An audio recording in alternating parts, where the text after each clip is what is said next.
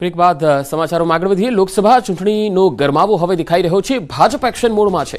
આજથી ભાજપની 2 દિવસીય રાષ્ટ્રીય પરિષદ છે। દિલ્હીમાં 2 દિવસીય ભાજપની આ બેઠકનું આયોજન છે। લોકસભાની ચૂંટણી પહેલા ભાજપની આ મહત્વપૂર્ણ બેઠક આજથી શરૂ થઈ છે, જે 2 દિવસ સુધી ચાલશે। ભારત મંડપમમાં આ તમામ પ્રકારની તૈયારીઓ પૂરી કરી લેવાઈ છે। વધુ माहिती साथ ही संवाददाता दिल्ली थी पवन गौर जुड़ा है। पवन, ये बताया कि दिल्ली में आज से भाजपा की 2 दिवसीय राष्ट्रीय अधिवेशन की शुरुआत होने जा रही है। इस अधिवेशन के क्या मायने हैं?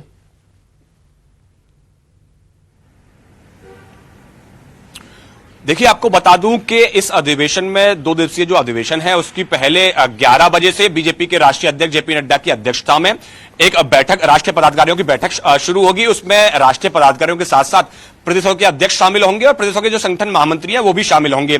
तो उसमें पूरे देश भर का ब्यौरा वो अपने राष्ट्रीय अध्यक्ष को सौंपेंगे और बताएंगे किस राज्य में इस समय लोकसभा चुनाव की तैयारियों के लिहाज से कितना काम पूरा कर लिया गया है। अगर बूथ लेवल तक की बात करें तो कितनी बूथ कमेटियां बन चुकी हैं, उसके ऊपर कितने क्लस्टर्स आपके बन चुके हैं, क्लस्टर्स में कितना काम अब तक हो चुका है, किन किन नेताओं के दौरे वहां लग चुके हैं, किन किन नेताओं के भी दौरे और लगना बाकी है उन राज्यों में।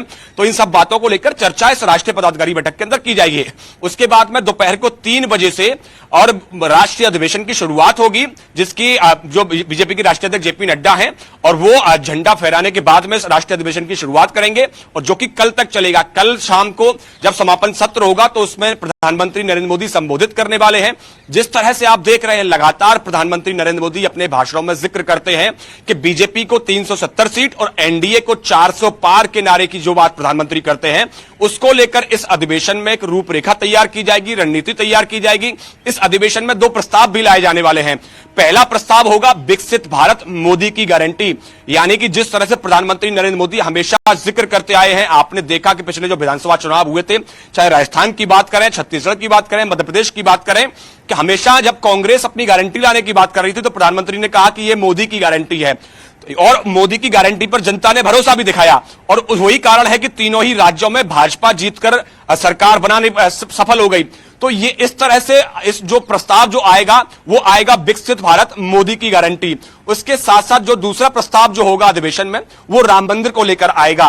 जिस तरह से 1989 का जो पालमपुर में अधिवेशन हुआ था और उसके बाद से बीजेपी ने राम मंदिर के मुद्दे को उठाना शुरू किया था, उसके बाद में जब उस पर राम मंदिर पर फैसला आता है, फैसला होने के बाद अभी 22 जनवरी को रामलला जो है वो भव्य प्राण प्रतिष्ठा होने के बाद में राम गर्भगृह में विराजमान हो जाते हैं। तो बीजेपी ने अपना जो शुरू का घोषणा। जी पवन, शुक्रिया जानकारी के लिए।